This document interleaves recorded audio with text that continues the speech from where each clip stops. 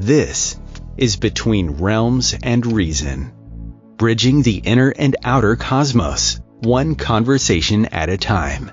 Here's your host, Sandie Sedgbeer. Hello. To live as a mystic is to walk with one foot in each world, the visible and the invisible, the human and the divine. Through ordinary experience and extraordinary encounters, Tanis Helliwell has spent a lifetime walking the bridge between matter and spirit. A spiritual pioneer, known for her work with elementals, spirit guides, and the soul's evolution, her books, courses, and teachings have helped thousands walk between dimensions of consciousness with humility and with humour. In her new memoir, Life of a Mystic, Tanis turns her gaze inward, tracing the thread that's guided her from childhood visions and near-death experience to a life devoted to service, community, and awakening. So what does it really mean to live as a mystic in modern times? And what can her story teach us about walking our own path with grace? Stay tuned. Tanis Helliwell, welcome. Thanks for having me, Sandie. What a treat. And your introduction was good. I'd like to hear more about me as well. Do you know what? I can recommend a good book. Well, there you go. You'll learn lots about you from that book. So let's start at the beginning. I mean, you've said you were born conscious and you could see things that others couldn't. What was that like for you, and how did you learn to trust the experiences instead of shutting them down, as I'm sure a lot of people feel compelled to do? I think what it was the desire to be connected to spirit. Of course, as a child, I didn't know the word spirit. I wasn't raised in a family that meditated or went to church or did any of those things. But for me, it was feeling this connection to a greater, even physically, I could feel that there was something that made every cell in my body resonate. And I felt peace and love, but I didn't know what it was.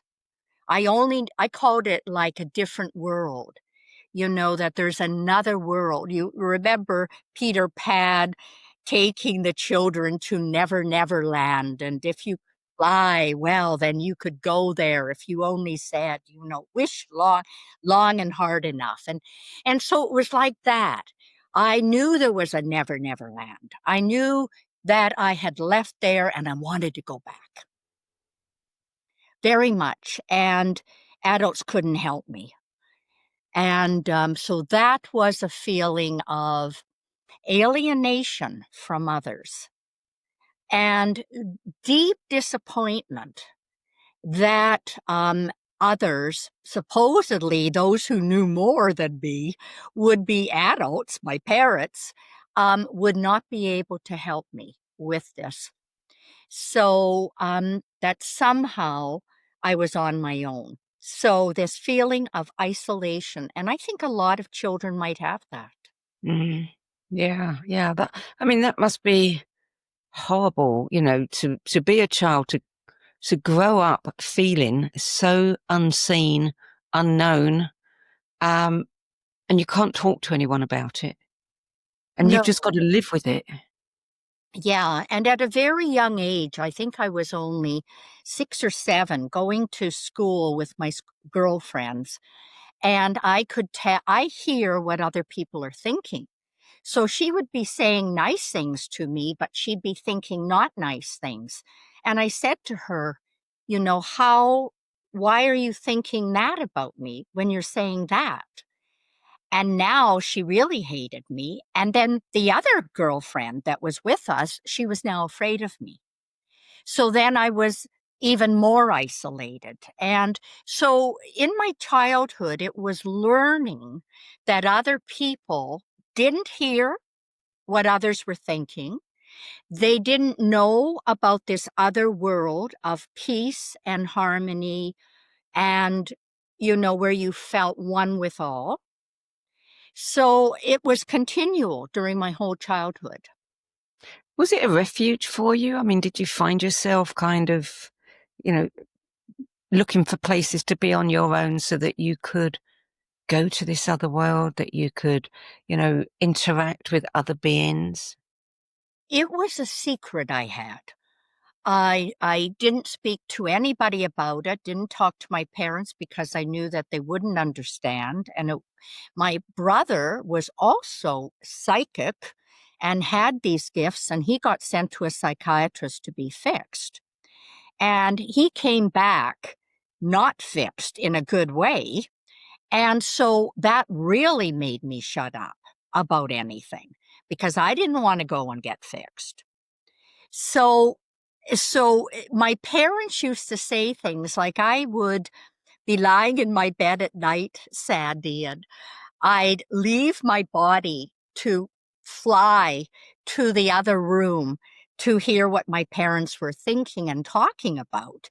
And if they weren't talking about anything very private between them, then I would, race back to my room and I'd call out the answers to what they were talking about. And then my parents would, could you hear us? What is it? And then they would yell out, go to sleep, big ears. So the thing in my family was that I had very good hearing. But I used to do all of these things in secret.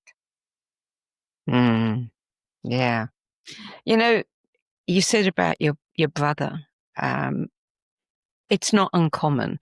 There's a fine line between where we're allowed to use our imagination and that's condoned, and where we've gone too far and now we're making people uncomfortable when they're beginning to think that we are, not quite there. How do we navigate? How do we see that line between imagination and genuine mystical perception? Well, I think that they're the same for children, and that children do see other realms.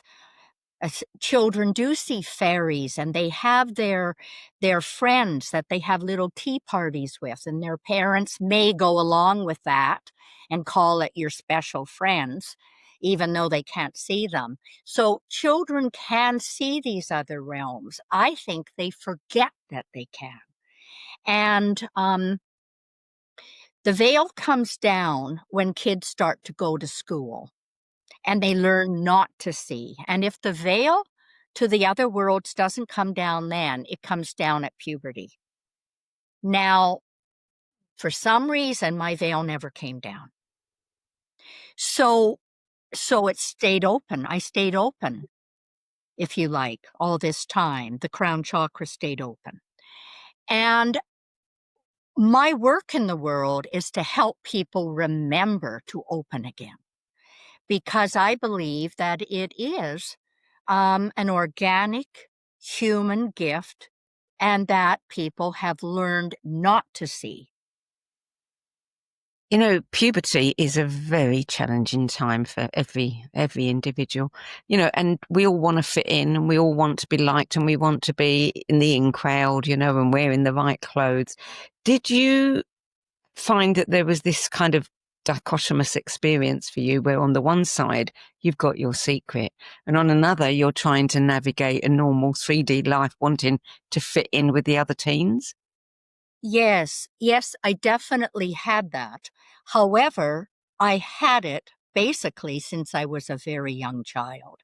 So for me, it was just by the time I got to teenagehood, Sandie, it was automatic for me that I would listen only as deeply as people wanted to be heard. I would look only as deeply as they felt comfortable being seen. And so I developed my own ethical sense as a young child. And I still use this same ethical sense. And I think that spirit has allowed me to be able to be seen as normal, average, fit in with other people because I was able to do that. And I think my parents helped me because they were normal, hardworking, everyday folks. You had an NDE at 19, which is quite young, isn't it? What shifted in how you saw life and death after that? May I tell the experience for your? Yes, of course. Okay. You can I say anything you want.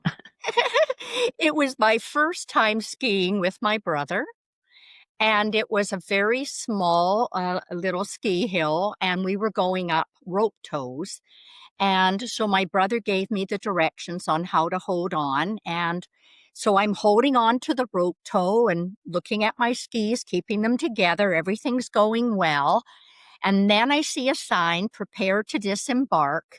So I let go and discover my scarf has wound itself around the rope tow.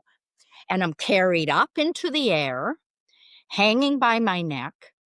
And I had amazing strength and was able to grab the rope tow with one hand and grab my scarf with another. So I was not breaking my neck. But all time stopped. And I realized that the only way I was getting down was somehow my neck was going to have to get around the pulley, which was like way up in the air because no one was turning off the power. Down, there was no one in the machine hut to turn off the power. So I was on my own again. And I saw so clearly that I had two options and that I could leave. I could go. I had free will. I had free choice, but that my parents would be totally devastated. Or I could choose to stay and my real work would not start until I was 28 so that I had time to put in. And I had no fear. I had no fear with this, and I just chose to stay because I did not want to cause pain. I didn't want to cause my parents pain. Were you unconscious when that was revealed to you? No, I was totally conscious during that whole experience, and I was knocked when I got close to the pulley up in the air. I prepared myself as best I could to sever the scarf. Once again, no fear. And it was like time is going so slowly that it's like I could feel everything. And then I was knocked unconscious when my head hit, but I had already made my decision. And I was dropped, you know, onto the ground, unconscious, and became conscious when I heard somewhere in the foggy background my brother calling my name, and then awoke to see this look of horror in his eyes and incredible love. And that deepened my relationship with my brother, but I never spoke to my brother about what happened. I never spoke to my parents. I once again completely pretended like, oh, I'm fine. Why don't we go home though now? I'm So fine. did that change anything for you? Like radically change anything, the way you saw things, the way you thought about them, knowing that you had this future in front of you? Or did life just No. continue? I knew that once again, I was to continue leading a normal, average life, going to university, learning how to be a high school teacher, just put in time, mastering the real world. I knew I had to master the real world, and that was part of why things were going to start at age 28. And plus, who wants a spiritual teacher? when they're 19. Really? So, so anyway, it was the time of Saturn return. Yeah, of course. That all of a sudden I start becoming a spiritual teacher. And what is interesting is I started teaching past life regressions and meditation and self-hypnosis at that time because that's what I'd been doing during my 20s on my own. And it's interesting because my mother became one of my students. Interesting. Yes, yes, Hmm. There's a whole other story there. there is. Yeah. Okay, we'll do that one another time. You talk about, you've written about being raped in your 20s and later seeing it is an underworld initiation. How did you find meaning in something that was so horrific, so devastating? Well, first of all, many women have had terrible experiences being raped. And I don't want women to feel that I am underestimating the pain that they're going through because of what happened to them. Um, and so, actually talking about that in my book, I gave it serious reflection. Um, but for me, it was a realization, first of all, he was a perfect archetypal Hades from the Greek myth about Persephone, the eternal girl, who is taken by Hades into the underworld, where she becomes the queen of the underworld. And it was a perfect archetypal experience of this for me. And he didn't hurt me. He gave me drugs, which is also just like what happened with Persephone in the Hades story, but he didn't actually hurt me. And I realized that I'd been a virgin long enough. I was 21 years old, and it was actually the universe saying, forget this. You're sticking to something that isn't appropriate anymore. But I'd been raised to be a good girl, not have sex before marriage.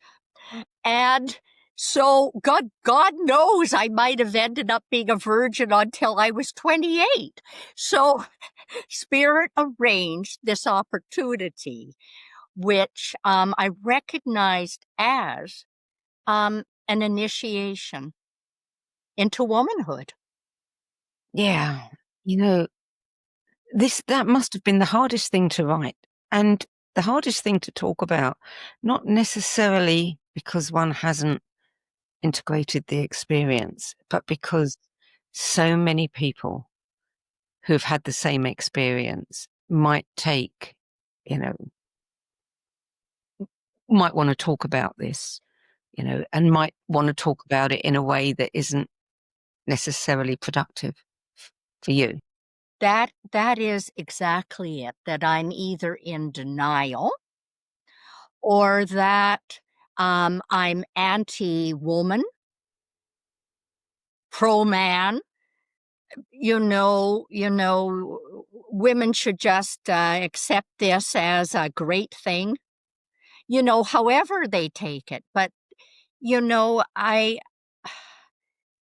have to tell, in my book, I had to tell my truth while not ignoring how other people might perceive it. But ultimately, for anybody who is writing a memoir or gets to a senior years and is reflecting on their life, it's all about the truth, Sandie. Yeah. Oh, You yes. know, how can we leave this life without ever telling our truth? There's sins of omission and then there's sins of commission. And I think a lot of people are, they go through sins of omission. They just never actually tell their real truth. Yeah. Yeah. They don't want to touch into it. Yeah. You also talk about tyrant teachers, those who wound us into wisdom. Tell us what that means. Well, we all have them. Tyrant teachers are people who rub us the wrong way. And they could be a mother or a father, and we just wonder, how did I ever get born into this family? Or it can be a boss at work, or it can be a partner. And we think, God, this is terrible. And tyrant teachers could be people who have terrible anger, and we have to learn how to stand up to their anger and not cower because of that. They could be tyrant teachers using self-pity. Oh, poor me, nothing ever goes right in my life. And so you run to the rescue, oh yes, poor you, but the person never gets out of self-pity. So that didn't do anything. It can be someone who is, oh gosh, the list of tyrant teachers that rub us the wrong way. It can be people who, tell stories about us that are erroneous because they want to put us in a bad light. How would you recommend people deal with that? Because it's very, we've all had them, as you say. Yeah. We all have them. What's the best way for dealing with that? Confronting it. Yeah.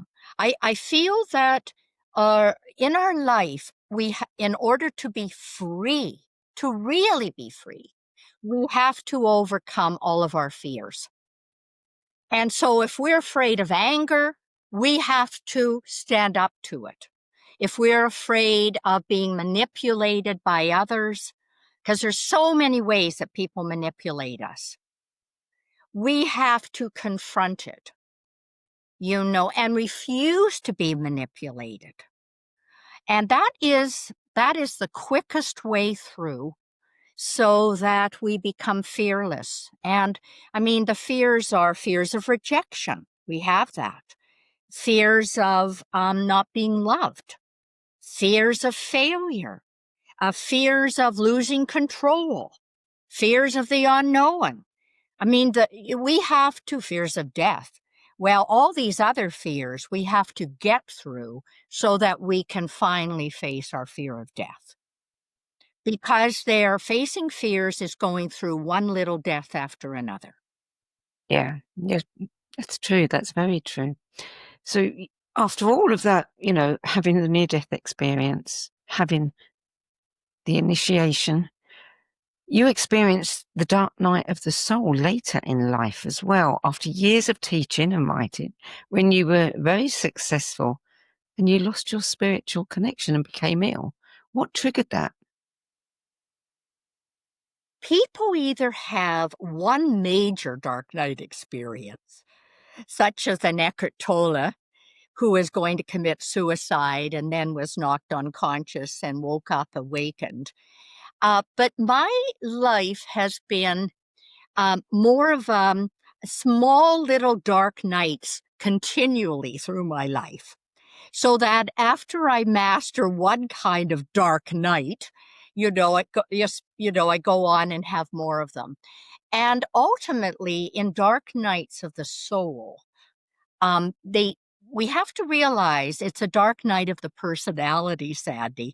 People call it dark night of the soul, but the soul's just fine. It's the personality that's having problems. But in our dark nights, we have to give up our attachment to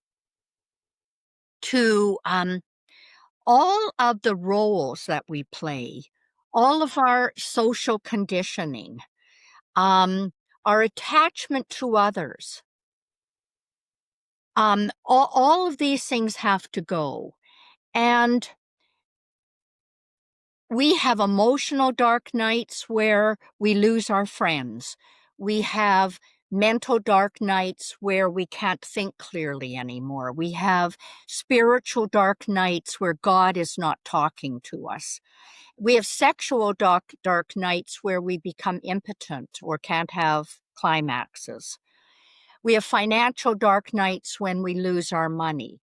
So these are all the ways that we have to go through dark nights. Now, I go through them sequentially in no particular order, but I did go through one in my 30s, the biggie, where I went into the astral realm and I wanted to just stay there. I was in complete neutral, not thinking anything, not feeling anything, just complete neutral. And I kept on saying, I'm invisible, but no one believed me because I could still talk. But then I had a lot of experiences which showed absolutely I was invisible to others.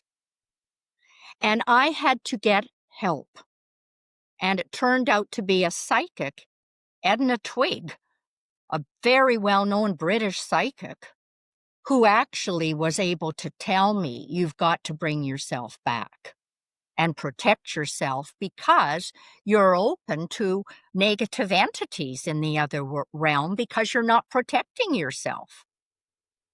So people need to go through these dark nights consciously, and after you've gone through them, you're not held anymore by them. So we're free emotionally, we're free mentally to be stupid or not stupid, to know or not know. I mean, until we've gone through that, people don't want to say, oh, I don't know. Well, I don't care. If I don't know something, I say I don't know it. So you're free.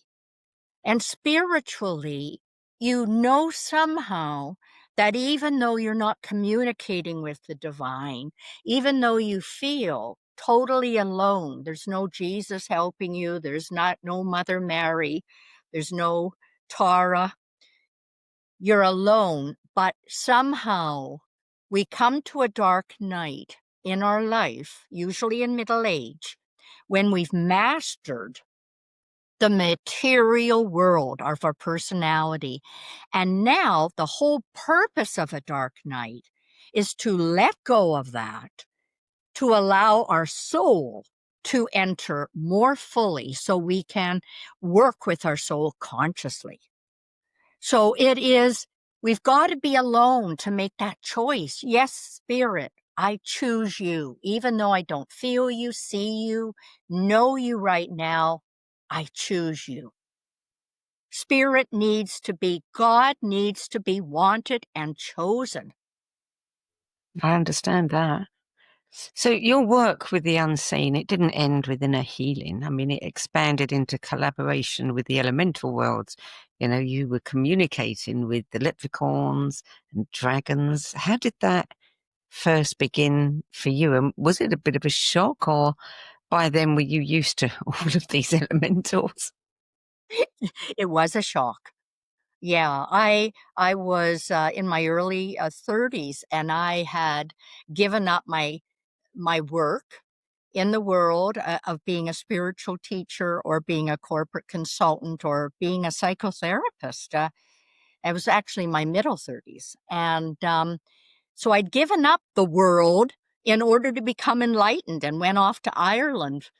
And until then, I always thought that, I was supposed to work with human beings. And there I ended up in this haunted cottage, haunted by elementals and by a leprechaun family. And they wanted me, the male leprechaun, Lloyd, wanted me to write a book in 10 years. So, which I agreed to. So obviously for that, I was still going to be in his life and him in mine for 10 years. Well, it's turned out now to be 30 years. But yeah, until then, I thought it was all about humans. And then I learned, no, it's also about this other conscious race of beings who are evolving on our planet. And then, as you know, Sandie, it didn't stop there. I learned, in going back and doing more therapy with people, that a lot of people were part elemental. I call them hybrids, or they were part dragons, hybrids, or part angelic, hybrids. And so it opened a whole other realm of various various beings who, in our myths, in human myths around the world, who could be entering human evolution. And, as no one was writing about anything like that. So a lot. Takes a lot of, yeah. I won't say the word, but yeah, it takes a lot to do something like that when nobody is ready for it. So I just do what I'm told to do, and told by spirit. And others can work through spirit, such as the elementals or the dragons. When I wrote The Dragon's Tale about the dragon world, others can work through spirit in telling me. And sometimes it's a person or a group of my students were the ones who said, "Why don't you write a book? We've got a title, Hybrid, so you think you're human." They told me to write it. So I listen to spirit, and then I do what I feel I'm supposed to do. You've said that the elementals have their own evolution, their own path of evolution. What does that mean, and where do we fit into that? I mean, are we destined to always pretty much be separate? Because it's not common for people to be interacting with them. Or do you see a time when, we will interact a lot more? We have interacted previously. And when we were more living near forests and woods and had fields, and we were all over the world, people give gifts to nature spirits. And so this used to be the way that we had this honoring of them. And in Ireland, they still have the fairy circles, and a farmer never goes and cuts the trees in that fairy circle because he knows it's going to be bad luck to do so. So we lost that connection when we became more and more solid and industrialized and cityfied. We lost our connection not just to elementals, we lost our connection to nature, to the earth. And what elementals are is they are the form builders of everything on the earth. So they build the mountains and the forests and the rocks and the trees, but they also build our bodies, and I call it the body elemental, that actually builds the form for our bodies. And so we've lost that connection, but people are getting it back. I just received an email 2 days ago from a student of mine who had been a student for 20 years, and he is an anthroposophist, and he was follower of Rudolf Steiner. And he had been at a conference just this last week in Dornoch, which is where anthroposophy, the head of anthroposophy. And guess what? They're now talking openly about the body elemental. Really? Yes. And so he wrote to thank me. And then today, this morning, I received another email from another student of mine who is also an anthroposophist who just got back from Kentucky, where they are doing this big, anthroposophical convention. And she said that it's with all teachers in anthroposophy and in the school system, the Waldorf schools. And now they are all working with hybrids. And all my work on hybrids, they're wanting to bring into the school system. And she wrote to tell me this. And so what it is and I'm sure you have found this in your life. I'm just sure of it. Sometimes we're told to do something, and we do it, and we don't know if it's a waste of effort, whether if it will ever take root. But, we give up attachment to it. We have to give up attachment to success. And it's recorded in the ethers. In the ethers, everything we have been given to do in our life purpose, it's recorded. And if we do it, we've succeeded. We have succeeded. It's in the ethers, it's in the book of life. But we can't look for success down here. And it's quite amazing when, 10 years after you write something, or in my case, sometimes 30 years after, people say, oh, guess what? We're doing this now. But we plant a seed. Haven't you done this, Sandie? Don't you do that? Yes, I've lost count of the number of times I've done that. The thing is, can we ask for support? We can't ask for success, but can we ask for support? Because sometimes it's very lonely, creating new initiatives and putting new things out there that often don't get supported for a long time. Well, we can ask for support by lighting our candle and, praying for it. Or we can just have it in our minds. After a while, we don't have to do affirmations 5 times a day. We don't have to write paragraphs and put it on our fridge. We just have to have the thought and trusting it. And you and I are spiritual allies. We have found each other. So I support your work in the world. You support mine. And what will happen is that people will be like a magnet drawn to us to support our work. And there will be an alignment. And sometimes it's lonely when we find that old friends who we used to have no longer have a common interest with us, and they fall away. Have to go their own way. They have to go their own way. But if we stay true to spirit, other allies come in, and we just have to say, yes, how nice. A friend who I have never met physically. I've never met you. You're in the UK. I am in this little town in Canada. But you have become a friend now. And to say, thank you, Spirit, for sending me this person who I can speak to on a soul level.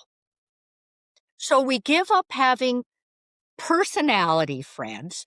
We start having soul friends. And when we're really lucky, our soul friends are also our personality friends. Yeah. That's a good way of looking at it. So what do you think would happen? How would the world change if we could all reconnect with the elementals? Oh, very, very quickly. You take me back to Misuru Emoto and his wonderful work on water, and how he discovered and wrote several books that what we think about that glass of water, if we send positive thoughts about that glass of water, oh, you're healthy, oh, I love you, then it forms these beautiful, coherent crystals. If you look under a microscope, and if you think, oh, I don't like you, you're bad water, then it forms terrible little, not nice crystals that you want to have nothing to do to, so that we're thinking, and water becomes what we think about. Now, we are water, 75% water molecules. That's what we are. And the earth is 75% water molecules. Duh. Is this a no-brainer that we have the same amount as the earth does? So as we're thinking about ourselves, are we sending positive thoughts to ourselves or negative thoughts? Because it's going in that 75%. It's making us healthy or it's making us not healthy. As we think about others, it's the same thing. Are they healthy or not healthy? Now, it is the elementals who are doing all this. The body elemental, the elementals out there making the earth, air, fire, and water. So, of course, we could heal the earth like that, with the right thought. So, it is absolutely essential we realize this thing about thoughts create our reality. Yeah. So how can we, approach this kind of contact? How do we initiate? How do we begin to, interact with elementals? 2 ways. One is externally by appreciating nature. Walking in the forest, walking in the fields, looking at the ocean and saying, "Oh, how beautiful. Thank you so much for your life. Thank you for creating air, trees, and oxygen. Thank you, plants, for giving me this food." So it's a sense of gratitude and appreciation strengthens elementals, makes them healthy. So that's the way we can do it externally, and we can learn, of course, to talk to our elemental friends. Like Lloyd, because we all have some elemental, just like a friendly angel who wants to talk to us. We've got a friendly elemental. But also inside, we can do it by everything we've discussed so far, which is do our own work, right? Do our own work, do our own purification. Let go of our old wounds and traumas and roles we play and our societal conditioning and become free. And then through this, it is a natural, organic process that we will start seeing these other realms. We will. If we do our own work, we become clairvoyant, clairaudient, clairsentient. We see these other realms. It's organic. I want a Floyd. I've loved dragons since as long as I can remember. And I would love to have a relationship with one. Well, dragons are coming back to the earth now in consciousness. They've been here all along, as you said. You've felt this relationship with them. And they were here creating the earth with spirit. I mean, that's what their great gift is, to catalyze the Kundalini fire of different planets and solar systems into consciousness. That's their great gift. So they've been here forever. And now they're coming back to help the earth with its rebirth into a conscious planet. And because you and I and everyone are cells in the body of the earth, each of us is going to also feel this attraction to dragons. It's And interesting how, they've been in the media, in books for children for the last 30 years, TV programs, etc. I mean, you didn't hear much about them 50, 60 years ago, but 30 years ago, yeah, we did. Children, yeah. About 30 years ago, I was doing a children's camp with our institute. And we had all these children and teenagers who had come who were having spiritual breakthroughs, and they came with their parents or their grandparents or a guardian. And I was doing a guided visualization to help everyone, the adults and the children, to find a friend that wanted to work with them. And I thought everybody would choose an elemental. because we had talked about elementals then. We talked about fairies. They'd had drawings of fairies, and I thought everyone's going to choose an elemental. Well, we went around the circle, and the adults actually did choose elementals, and every child chose a dragon. Every child. Even the autistic children chose dragons. So the children are the first to know, but they had not had the veil to come down yet, to close themselves off. Mm. Well, you've got to admit that, having a dragon as a pal is a pretty good thing. Nobody's going to mess with you. Absolutely. Absolutely. So, so something in you has known it for all your life, and you're being called now to rekindle this knowing at a deeper level in yourself. So, who can know? Maybe conversation will come. A friend, a dragon friend for you. So if the elementals could give humanity one important message, what do you think they would say to us? Work with us to heal the planet.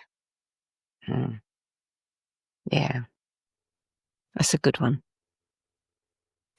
So you've written about moving from flowering to fruit, using your gifts to serve the whole. What does that stage look like in your life right now? It looks like I talk about people moving from just being more ego focused about their own lives to having a soul infused personality. And that means we've all got personalities. Obviously, we've been given the right one by spirit. The Dalai Lama has his own particular one, and Mother Teresa had hers, and you've got yours. So it's the right vessel we've been given as the personality vessel. Okay. However, soul wants to enter this. So why? When you are a soul-infused personality, your personality is in service to the divine. The soul's united with spirit, with God. And so that, for the last 25 years, I have been in service to the divine. And so many books got written during that period of time. And it doesn't mean that I wasn't spiritual earlier on. It's been a gradual process. And even during this 25 years, it's been a gradual process of more and more dedication to service. And for me, that means service to the earth, to the evolution of the earth and the health of the earth. It means service to all humans, and it means service to all beings. And I don't just feel it's related only to this earth. I feel that this works in a cosmic way, that we are linked, all of us are linked through our central channel. It goes way up past our crown chakra. It goes right to the great central sun, our creator, our God, if you like. And I believe that I'm in service to this galactic center and cosmos more and more. And it's not perfect yet. I found, Sandie, how we go through stages, and I've always been connected to the Holy Spirit, which is wisdom. And, I was raised a Christian, and my deeper connection to the Christ or Christ consciousness came later. And I still have not united with the Father. So more connected to two of the three holy trinities. And I think some of that has got to do with being raised in a patriarchal society and having reservations about the Father God, and whatever happened to the Mother God in our world. I think some of it comes from that, but some of it, probably the majority, to be honest, comes from my reluctance still to fully sacrifice in everything to completely do this. And it's not like I don't want to. It's that something always comes up. So it's at some level, there's still not a complete desire to put spirit, God first, a complete 100% desire. So maybe it's 90. Oh, I'm hearing it's even more than that now, thank God. But it isn't 100. And I know it has to be a 100% yearning to unite fully with spirit and merge fully with spirit without any personality. Haven't come there yet. But if we acknowledge where we're at, we acknowledge how far we've come, and we continue with the journey, recommitting. Spirit, God knows that we're doing that. And we get it's enough. It's enough. Yeah. I hope I answered your question. Yeah, I think you answered the next question too. I was going to ask you about, after so many years of teaching and writing, how do you balance the pull toward solitude with the outer call to keep showing up for others? It's like this path can be lonely and it can be hard, and it, people talk about, oh, I'm awake, everything's fine now. No, it's not. That's just the beginning, that's just the beginning of a long, hard road. Yeah. And I often wonder, what is it that keeps people going forward? And I think, you've answered it. You're committed. We can't do anything else. Yeah, we're committed. And I'm still attached I talk about this in the last chapter of my book. I'm still attached to the outer world and teaching. I'm still attached to going and doing workshops in person or online workshops and feeling that I am making a good contribution in people's lives. And I enjoy feeling that. So it's an attachment. So I am withdrawing from this. I'm withdrawing from my act of teaching because I realize it's an attachment, because ultimately we have to give up all attachments. And even though I feel it does serve spirit that I've been doing this, I think spirit is beckoning me to move more into being. I don't mean retirement. I mean deeper meditation. I mean giving up doing to be. So this is what I'm currently in the process during these next year and a half of winding down my commitments so that I can be. And I feel that the deeper my connection with spirit, the more I will be helping spirit. So I don't know if that means I re-enter 3 years down the road or not. It doesn't matter. We must give up an attachment without any of those, oh, but in a few years, if things don't go well, you know. Plan B. Plan B. Hold on to that one. Yeah.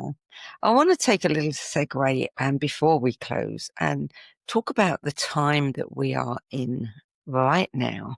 You and I had a conversation before we came on air about, the bugs that have been going around and how they've been knocking people for six and really giving people a hard time.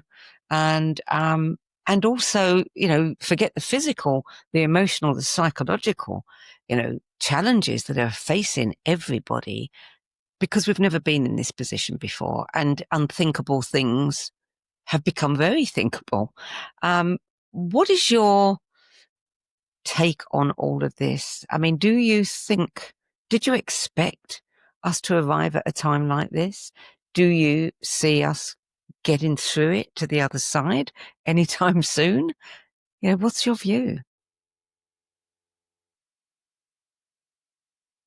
I've spoken about the coming age for decades, the Aquarian age and all the gifts and consciousness that will come out of it. And I always stress the positive in the outer world. And I always recommended that the best way we could prepare was to go through our own personal transformation and purification of all the things we've been discussing. So I've always recommended do your personal work, and this is what you're going to get. You're going to get to these other levels of consciousness and the Aquarian age, and it's going to be wonderful. I didn't realize, probably, that we were going to go through this purification in the outer world in such a intense way in short period of time. And yet I feel many people have done their work. We're pioneers, the people who are here right now, all over the world, pioneers to be bridges from the old world to the new world of consciousness. So, and we've done our work. So I have a real good feeling about everything that we're going through. Ultimately. But that doesn't mean that externally we don't go through all the dark nights of the soul that we've been personally going through inside. And a lot of people who haven't been doing their spiritual work, let's call it the mainstream, they're now having the opportunity to go through their dark night of the soul quickly by what's going on in the real world. And it's because spiritual people like you and I and countless others have already done it. We have created a wonderful field of you can do it. You can do it. It's okay. And so they're going to go through it more quickly, more intensely maybe, but I have real hopes that the majority of people will make it because I feel there will be a separation ultimately between those that are prepared to surrender their ego and alignment to spirit, moving to this higher vibration, this higher frequency earth, and those that are not, being on a lower frequency earth. So that it's, I think, a time of separating the wheat from the chaff. And I don't say that to create fear for people, but for them to think, don't put it off. What do you think, Sandie? I honestly don't know. I mean, I'm by nature an optimist. I never expected, to see and hear the things we're seeing and hearing. But I also know that you can't, the old saying, you can't make an omelette without cracking the eggs. Everything had to come down first. I guess I just didn't expect it to come down so quickly and so much of it, you know. But I do believe that once we get through this, and we will get through this, and I do believe that, you know, a higher consciousness is being granted to all of us, if we choose, you know, to go for it, that we can get through. We can. And all of the chaos and the hate and the anger I see as the last gasp, you know, of a dying paradigm, if you like. Yes. That's what I see it as.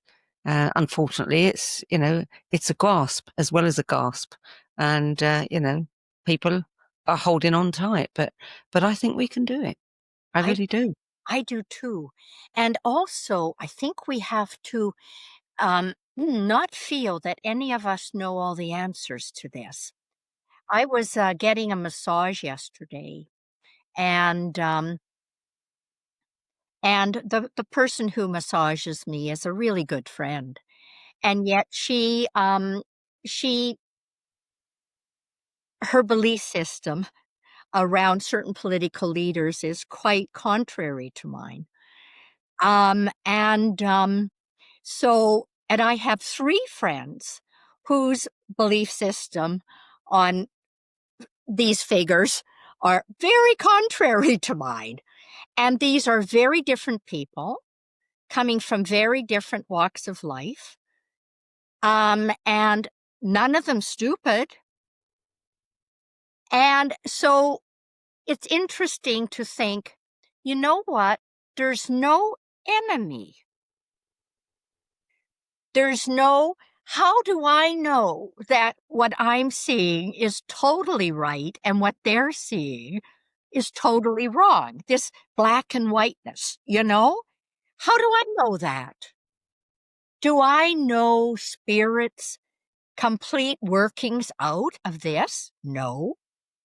I got guesses, but I don't know the full story. None of us do. None of us do. And without making excuses for anyone, you know, there have got to be some people who are willing to crack the eggs. You know? Well, this is it. Whether they're conscious or unconscious and working as a tool, maybe, who knows? Yeah. Yeah. Yeah, interesting. Yeah. Well, we will see. You know, history will tell us. And we may not be alive to see the result of this, and that's okay too. We've been here to build the bridge between the Piscean and Aquarian age, and we've been doing our work. That's it. That's it. That's it. So, what do you most want people to take away from your book? I mean, it's very courageous, the things you've shared. You've been very, very honest, authentic all the way. What's your hope for what people will get out of it? My hope is that they'll read some of these stories and my perceptions around why they happened, when they happened, how they happened, and that it will catalyze in them feelings of, oh, yes, I forgot about this wounding in my childhood, or, oh, yes, I also went through an awakening experience. How come I never really remembered that? Right? So I'm hoping this is going to deepen their own spiritual journey. And I've been hearing from people already that it has, which was my deeper reason for writing it, not just to string together my own history, to try to more deeply figure out my own history and how it led to now, which I think is a wonderful reason for people to write their memoir, but to also help others. It is really my ultimate purpose. Tanis Helliwell, thank you for joining me today. Thank you, Sandie, for having me. Very happy to be here. Always welcome. So, reflecting on Tanis's life story makes me think that, it maps out the whole cycle of awakening, the curiosity that starts it, the loss that tests it, and the humility that completes it. It shows us that awakening isn't one moment of revelation, but a lifelong process of being broken open and rebuilt by experience. Each stage, wonder, loss, illness, and renewal strips away illusion until only what's real can remain. And it reminds us that the spiritual path isn't upward, it's inward. It's how we meet the human moments that decides how awake we really are. So maybe awakening was never about escaping the human story, but learning how to live it fully awake, as Tanis Helliwell has done. Tanis Helliwell is founder of the International Institute for Transformation, which offers courses in spiritual development to help individuals around the world become conscious co-creators and guardians of our planet. She's the author of several best-selling books, including Summer with the Leprechauns, Hybrids, So You Think You're Human, The Dragon's Tale, Decoding Your Destiny, and her memoir, of course, Life of a Mystic, Embracing Pathways to Consciousness. And you can learn more about her work, upcoming courses, programs, writings, and free offerings at tanishelliwell.com. I'm Sandie Sedgbeer, and I love conversations that shift perceptions, spark insights, and keep you thinking long after the show. Join me for another one next week. Till then, thanks for listening, and my thanks again, and great appreciation for Tanis Helliwell. If today's conversation sparked your curiosity, you'll love our other shows. The Synergy Sessions, where leading-edge thinkers collide in bold, unscripted dialogues that ignite new possibilities. Between Realms and Reason, where we journey into the mysterious consciousness, energy, and the hidden layers of reality, where science converges with spirit in ways you've never imagined. And the No BS Spiritual Book Club, where leading-edge new thought speakers, teachers, authors, and luminaries who've walked this path before you share the 10 books that had the biggest impact on their life journey. All 3 shows are available on YouTube, Spotify, Substack, and all major podcast platforms. For more information, visit sedgbeer.com. That's SEDGBEER.com.